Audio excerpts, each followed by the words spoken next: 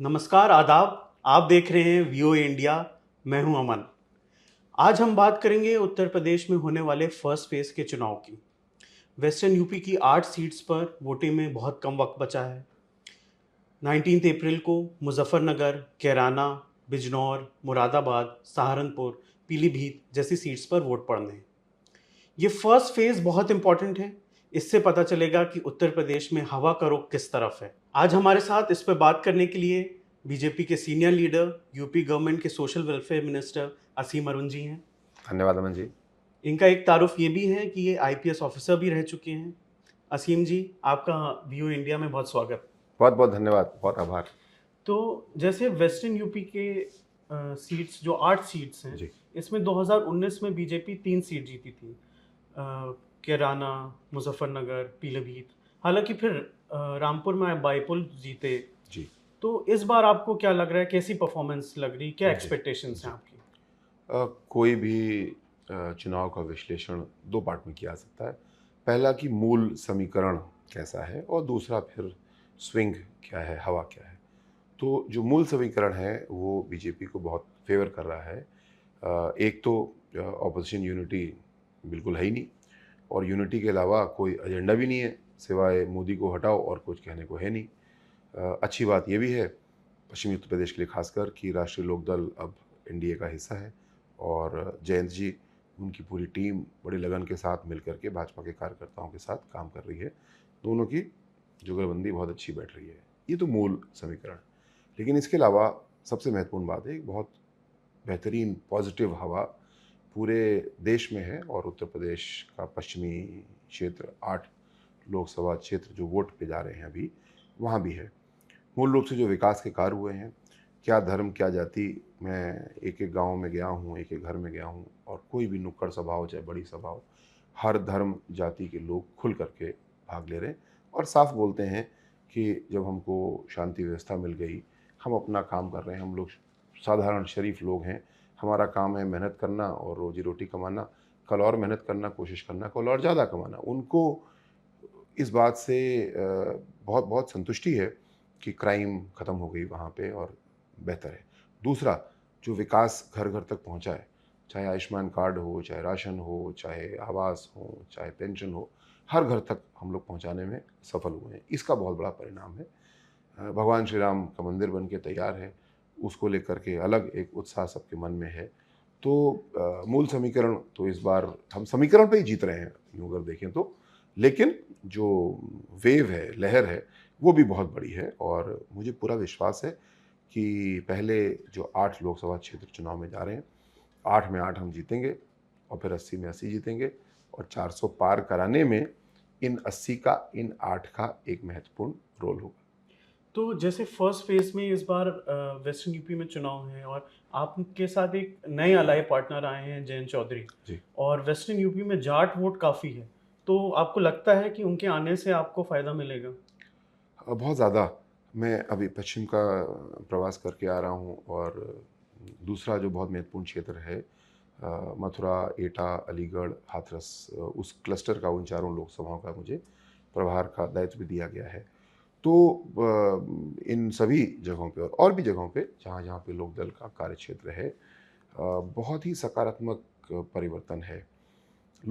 आदरणीय जैन जी की एक सुलझे हुए, एक शरीफ इंसान के रूप में छवि तो हमेशा से है, और विकास के दृष्टिकोण से उन्होंने कभी मोदी जी का विरोध भी नहीं किया।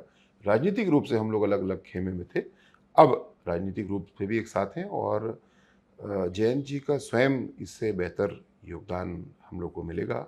लेकिन उससे ज़्यादा महत्वपूर्ण है कि एक एक गांव में जो भाजपा का कार्यकर्ता और लोकदल का कार्यकर्ता दोनों साथ मिलकर चुनाव लड़ रहे हैं, मुझे बड़ी खुशी होती है। दोनों बिल्ले, भाजपा का बिल्ला, लोकदल का बिल्ला या पटका, दोनों लगा करके साथ साथ लोग घूम रहे हैं, और 1/11 की गणित पे काम हो रहा है, और बहुत बड़ा परिणाम हम लोग को मिलेगा। और ख़ासकर मथुरा जैसी सीट जहाँ पे आदरणीय हेमाली जी लड़ रही हैं, मुझे लगता है मैं बिल्कुल भी नहीं चौंकूंगा अगर हम 7 लाख पार वहाँ पे कर रहे होंगे। अच्छा, जैन जी का इस पे विरोध भी काफ़ी हो रहा है अभी। उनके एक लीडर हैं प्रशांत कनौजिया, जो उनका दलित जो विंग था उसको सँभालते थे, उन्होंने रिज़ाइन कर दिया है कि वो बीजेपी के साथ कभी नहीं जाएँगे। उसके साथ-साथ उनका वो जो बयान था कि मैं कोई चवन्नी हूँ जो पलट जाऊँगा, वो भी काफ़ी चलाया जा रहा है। तो और उनके कई कार्यकर्ताओं में अभी कुछ जगह विरोध भी हुआ है कि बीजेपी के साथ आने का।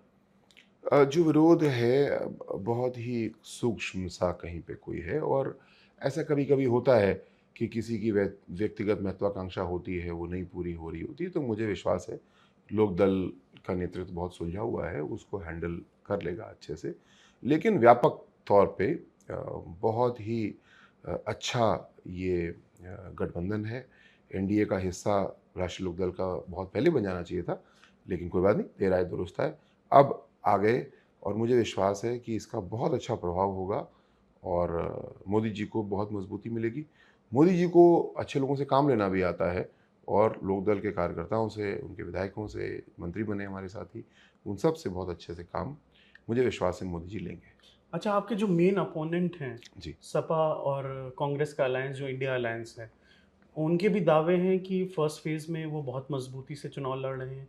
अखिलेश यादव ने एक मुज़फ्फरनगर की सभा में कहा है कि बीजेपी बहुत बुरी तरह से हारने जा रही है फर्स्ट फेज़ में और हवा का रुख उनकी तरफ है। इस पे आपका क्या कहना है?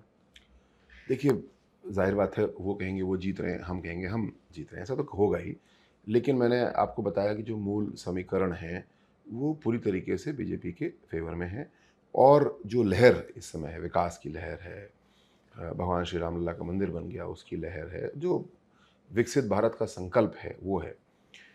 अ, थोड़ा-सा मैंने विश्लेषण करने की कोशिश की कि वोटर बिहेवियर, यानी वोटर कैसे तय करता है कि किसको वोट दें। मुझे लगा सबसे बड़ी बात होती है कि किससे उसको आशा है। आज अखिलेश यादव जी का, मायावती जी का, प्रियंका जी का, राहुल जी का कोई भी बयान आप सुन लीजिए, क्या किसी भी बयान में देश के लिए, प्रदेश के लिए आशाएँ जागृत करने वाला कोई बयान होता है? केवल मोदी जी का विरोध करने वाला बयान होता है। तो विरोधी पार्टी हैं, ठीक है, कर लो। लेकिन इसके विपरीत आप मोदी जी का आप हर एक इंटरव्यू देखिए, हर एक स्टेटमेंट देखिए, सभा देखिए, योगी जी को देखिए, हमारे पूरे नेतृत्व को देखिए। हम हमेशा जो आने वाले काम हैं, जैसे मोदी जी ने परसों कहा, ये चुनाव एक बार का सांसद चुनने का चुनाव नहीं है। ये चुनाव इस संकल्प पे अपनी मोहर लगाने का है कि हम आप सब मिल कर के मोदी जी के नेतृत्व में देश को विकसित देश की श्रेणी में ले आके खड़ा कर देंगे। ये काम 5 साल का नहीं है, इस काम में 25 साल लगेंगे। जो अच्छे उदाहरण हमारे आस-पास, जैसे सिंगापुर का उदाहरण है, उन्होंने करीब मेरे ख्याल से 1964-65 के आस-पास ये संकल्प से शुरुआत की, तो उनको काफ़ी समय लगा वहाँ तक पहुँचने में। तो 25 साल का जो टारगेट है, वो आसान टारगेट नहीं होगा, लेकिन असंभव भी नहीं होगा। और इधर देखिए, ऐसी आशाएँ सबके मन में हैं, और उधर केवल आलोचना है। तो वोटिंग जो है, जो वोटर का निर्णय है, वो निश्चित रूप से आशाओं के प्रति होता है। और बहुत बड़ी आशा आज मोदी जी के रूप में 10 साल के सेवा काल में मिली, और अब जो अगले 5 साल हैं, उसके लिए मोदी की गारंटी है। हम लोग गारंटी कार्ड लेकर के घर-घर जा रहे हैं, लोगों को बता रहे हैं, आगे आने वाले समय में ये अपेक्षा कर सकते हैं। आप हमारा संकल्प पत्र देखिए, कितना डिटेल में उसमें एक-एक सेक्टर के बारे में दिया गया है, और आसान भाषा में दिया है ताकि सब लोग समझ सकें। आप दूसरे संकल्प पत्र देखिए, सिवाय आलोचना के और कोई है नहीं। वो कहीं से लगता है कि पुराना कोई संकल्प पत्र पड़ा था कांग्रेस का, उसी को एडिट करके दोबारा रख दिया। कहीं कोई नई आशाएँ देने वाला संकल्प पत्र, मैनिफेस्टो उनका नहीं है। अगर कुछ स्पेसिफिक सीट्स की बात करें फर्स्ट फेज़ की, जी। तो जैसे सहारनपुर में चुनाव है। पिछली बार बसपा और सपा का अलायंस था और बीएसपी वो सीट जीती थी। हाँ। पर तब भी इमरान मसूद कांग्रेस से लड़े थे और उनको तब भी 2 लाख वोट मिले थे। अब वो कह रहे हैं अब तो मेरे साथ सपा है, तो हम ज़रूर जीतेंगे वो सीट। रामपुर की सीट आप बाईपोल में ज़रूर जीते, पर वो हमेशा से समाजवादी पार्टी का गढ़ रही। मुरादाबाद की सीट भी सपा का स्ट्रॉन्ग होल्ड रही। तो आप मतलब फिर आपका जो दावा है कि इसमें 8 में 8 जीतेंगे, तो कैसे जीतेंगे जब ये स्ट्रॉन्ग होल्ड तो सपा और कांग्रेस का लग रहा है? जी। जो स्ट्रॉन्ग होल्ड वाली बात बोलते हैं, वो लोग बोलते हैं जिनको वोट बैंक की राजनीति पे बड़ा विश्वास है। अखिलेश यादव जी बोलते हैं पीडीए। इसका मतलब क्या हुआ कि पिछड़ा, दलित और अल्पसंख्यक, इन 3 समूह को हम तोड़ लेंगे, विभाजित कर लेंगे, और हमारी सरकार बन जाएगी, हमारा उल्लू सीधा हो जाएगा। क्या ये लोकतंत्र की परिकल्पना बाबा साहब ने की थी? लोकतंत्र का मतलब केवल ये नहीं कि चुनाव किसी तरह जीतना। लोकतंत्र का मतलब है सबको साथ लेके चलना, बराबरी, समानता की व्यवस्था स्थापित करना। पीडीए के ऊपर निगाह लगाना और सोचना कि इसको तोड़ के हम कर लेंगे, ऐसा नहीं हो सकता। आज हमारा लोकतंत्र बहुत परिष्कृत है। जैसे मैंने बोला, वोटर बिहेवियर इस बात से बिल्कुल भी प्रभावित नहीं होता कि अखिलेश जी पी की बात कर रहे हैं कि डी की बात कर रहे हैं कि ए की बात कर रहे हैं। रामपुर का चुनाव हमने बाई इलेक्शन में जीता। नगीना का चुनाव जो इस समय चल रहा है, बड़ा रोचक चुनाव है। चंद्रशेखर आज़ाद जी के आने से और रोचक हो गया है। लेकिन पुनः जो पिछले चुनाव का समीकरण, अगर मैं इनके सपा के या बसपा के वोट बैंक की बात करूं, देखिए उतने से ही आप जोड़ लीजिए हम जीत रहे हैं। 2022 का विधानसभा चुनाव का आकलन मैंने किया, मैं आपको आंकड़ा और चार्ट भी दे दूंगा, उसी से हम जीत रहे हैं। लेकिन हम कछुए की तरह दौड़ने वाले लोग हैं, खरगोश की तरह नहीं। हमने बड़ी मेहनत से काम किया है और विकास घर घर तक पहुंचाया है, और केवल विकास के लिए हाथ जोड़ करके अनुरोध कर रहे हैं। रामपुर के बाईपुल की आपने बात की, उसमें ऑपोजिशन ने बीजेपी पे बहुत तरह के आरोप भी लगाए कि वो जो चुनाव था वो फेयर नहीं था। कई जगह मुस्लिम लोकेलिटीज़ में पुलिस खड़ी हुई और वहाँ उन लोग को वोट देने नहीं दिया गया। तो उनका ये भी कहना है कि अगर इस बार फेयर चुनाव हो गया रामपुर में तो मतलब बीजेपी तो जीत ही नहीं सकती वहाँ पे। ये तो देखिए, जो चुनाव हारता है वो इस तरह की बात पहले हमेशा नहीं, पहले ईवीएम से शुरुआत होती है, फिर पुलिस पे दोष आता है। ये सब बड़ी पुरानी बातें होंगी। मैं 28 साल पुलिस की नौकरी मैंने की। ना पुलिस किसी के पक्ष में वोट डलवा सकती है, ना किसी को पुलिस वोट डालने से रोक सकती है। अगर ऐसा होता तो सरकारें कभी बदलती ही नहीं। जो सरकार में एक बार आ गया, प्रशासन उसका, पुलिस उसकी, वही सब अपने डंडे के जोर पे काम करते। ऐसा नहीं होता है। ये अगर ऐसा कहीं था रामपुर में, तो मुझे विश्वास है समाजवादी पार्टी ने शिकायत की होगी, कोर्ट में शिकायत की होगी, हाई कोर्ट गए होंगे, इलेक्शन कमीशन में। कहीं आपने सुना? हमने तो स्टेटमेंट, हाँ सुना तो ठीक। ये तो फिर जब मैच मोहल्ले में होता है, बच्चे खेलते हैं, हार जाते हैं, तो फिर यही बोलते हैं कि बॉल फटी थी और वो बैट पुराना था। इसी टाइप की बातें आती हैं फिर ना। अच्छा, जैसे सहारनपुर की सीट है, जी। मुरादाबाद की सीट है, रामपुर की सीट है, इसमें मुस्लिम वोट 40% से लेके 50% और कहीं उससे भी ज़्यादा है। और हालांकि जो हाल के जो कुछ चुनाव हुए हैं, चाहे 2022 का यूपी का चुनाव हुआ, 19 का लोकसभा का चुनाव हुआ, ये देखा गया है कि मुस्लिम कम्युनिटी ने एकजुट होके जो बीजेपी के खिलाफ अपोजिशन था उसको वोट दिया, चाहे CSDS हो, जी। सी वोटर हो जो डेटा एनालिसिस करने की एजेंसी, सब हाँ। में दिखा। तो आपको नहीं लगता कि यहाँ चुनौती इस फेज में बहुत है, क्योंकि कई सीट्स ऐसी हैं जहाँ मुस्लिम वोट इतना ज़्यादा है? जो बहुत बड़ा परिवर्तन देश में हुआ, मुझे विश्वास है हमारे संविधान के निर्माता बाबा साहब और आज़ादी की लड़ाई लड़ने वाले जो लोग हैं, जो इस दुनिया में ज़्यादातर नहीं हैं, वो बहुत खुश होंगे। क्योंकि पिछले 2 चुनाव में मोदी जी ने पूरी लोकतांत्रिक व्यवस्था को बहुत परिष्कृत, बहुत मैच्योर कर दिया है। अब एक-एक परिवार अपना वोट अपने मन से निर्णय लेता है। जो समाजवादी पार्टी, बहुजन समाज पार्टी या कांग्रेस जो वोटों की ठेकेदारी करते थे, जो वोटों की सौदागरी करते थे, ऐसी पार्टियां जो अपना टिकट बेचती हैं, मुझे कहने की ज़रूरत नहीं है, आपके दर्शकों को पता है कौन टिकट बेचता है। टिकट बेचने का मतलब क्या हुआ कि ये इन वोटों पे मैंने किसी तरह से अधिकार बना लिया है और मैं अब पैसे लेकर के आपको टिकट दे रहा हूँ। क्या ये लोकतंत्र की परिभाषा है? भारतीय जनता पार्टी कभी किसी को टिकट नहीं बेचती, बल्कि हम लोग को सिखाया जाता है, इनकरेज किया जाता है कि चुनाव जब लड़ना है तो हम अपने क्षेत्र में अपने मित्रों से हम चंदा इकट्ठा करते हैं, चुनाव लड़ते हैं, जिससे कि कोई मेरे जैसा एक सामान्य मिडिल क्लास का व्यक्ति जिसके पास कोई करोड़ों रुपए नहीं है, वो भी चुनाव लड़ता है और पार्टी लड़ाती है, जीत भी सकता है। आपके बात का सीधा जवाब ये कि इस प्रकार का विश्लेषण अब बेमानी हो गया कि मुस्लिम तो वोट बैंक है, इनके साथ है, और शेड्यूल कास्ट वोट बैंक है, इनके साथ है। आप बूथ के आंकड़े देख सकते हैं, माइक्रो एनालिसिस अगर करें, ऐसे बूथ दिखते हैं जहाँ पे 100% मुस्लिम है, 100% SC है। आप वहाँ के आंकड़े देख लीजिए, वो किसी एक पार्टी के साथ नहीं है। पूरी तरीके से खुले मन के साथ वो निर्णय ले रहे हैं। ये बड़ा खुशी का दिन है। लेकिन जो ऐसी पार्टियां हैं, इनका काम हो गया बहुत मुश्किल। जब पीडीए की बात कर रहे हैं, तो अब जाकर के कैसे किसी और जाति के साथ वोट मांगें? वो कहेंगे तुम तो जाओ पीडीए से जाके वोट मांगो। लेकिन भारतीय जनता पार्टी, मैं आपको, आप भी स्वयं देख रहे होंगे, मैं आपको अभी फोटो वीडियो भी देता हूँ अपने कार्यक्रमों का, सामान्य रूप से नुक्कड़ बैठक है, किसी को बुलाया नहीं गया, सब लोग आए हैं। और हर धर्म हर संप्रदाय के लोग बैठे हुए हैं, अपनी बात सुन रहे हैं। कहीं पे उनको कोई शिकायत है तो वो शिकायत भी बता रहे हैं, ये भी लोकतंत्र की खूबसूरती है, हम उसको हल कर रहे हैं। तो एक मॉडर्न डेमोक्रेसी, मैच्योर डेमोक्रेसी आज भारत में तैयार हो चुकी है।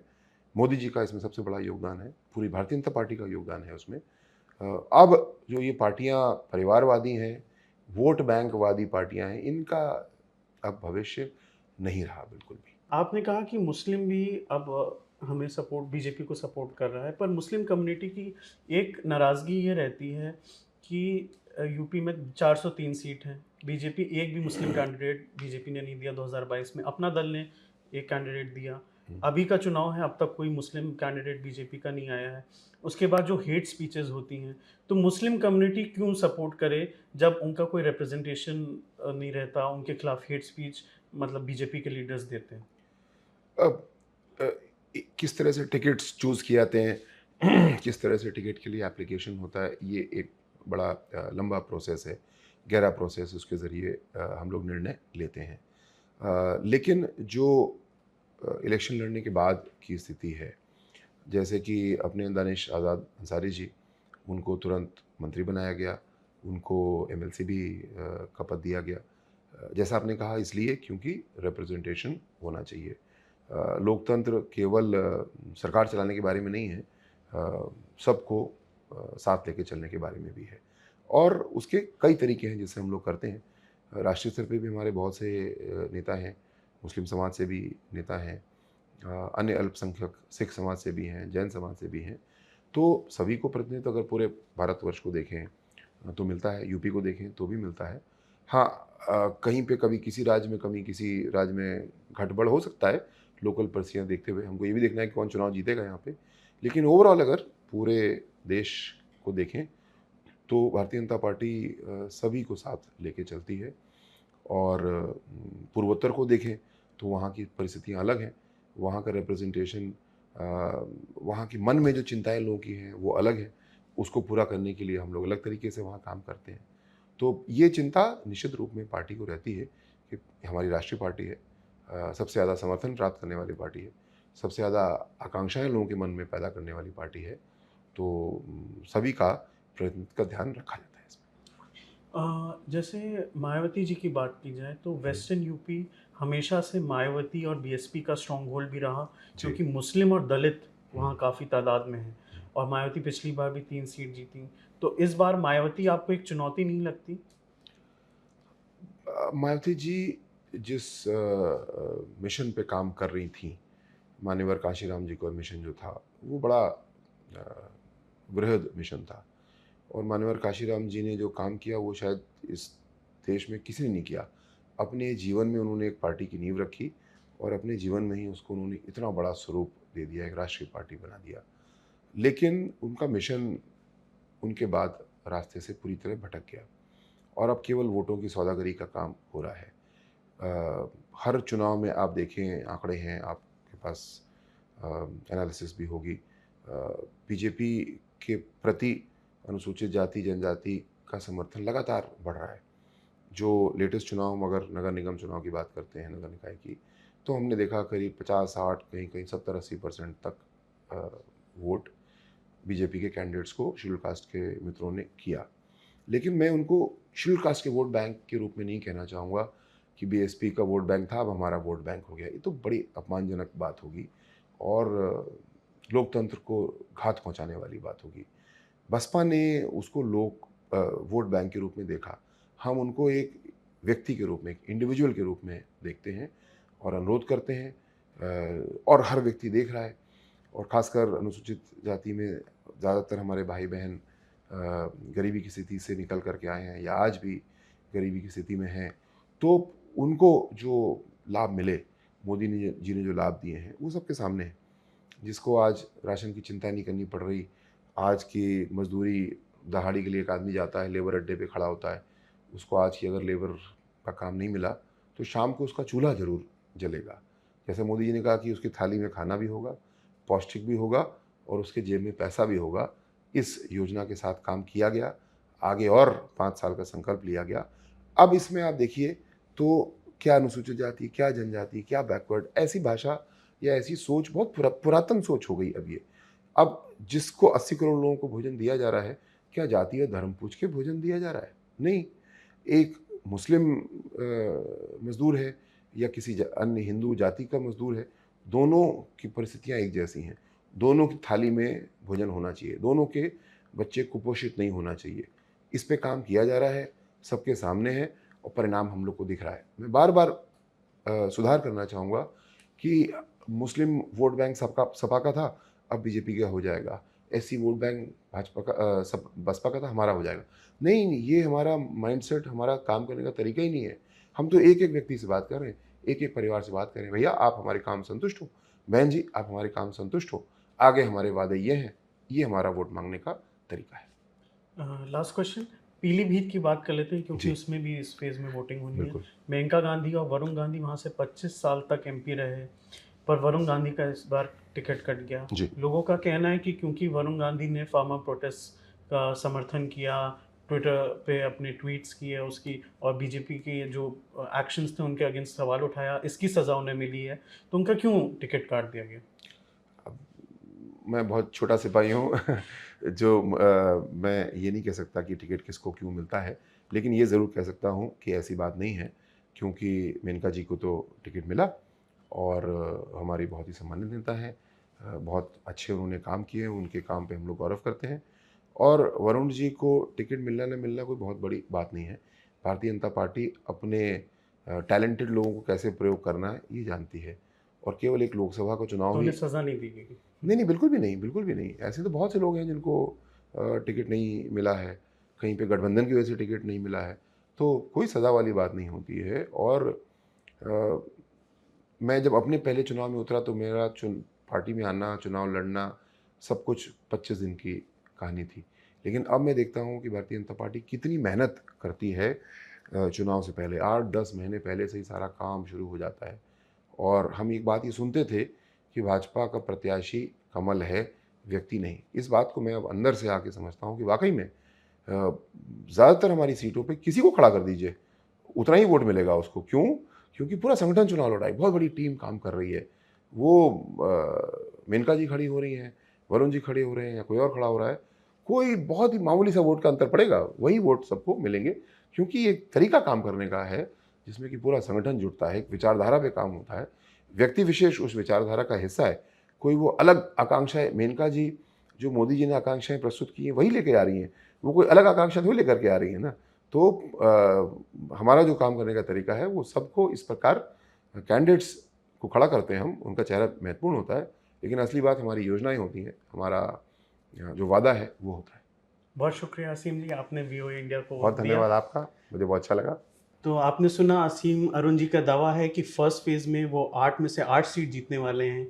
अब ये देखना दिलचस्प होगा कि जनता क्या करती है। देखते रहिए वीओए इंडिया।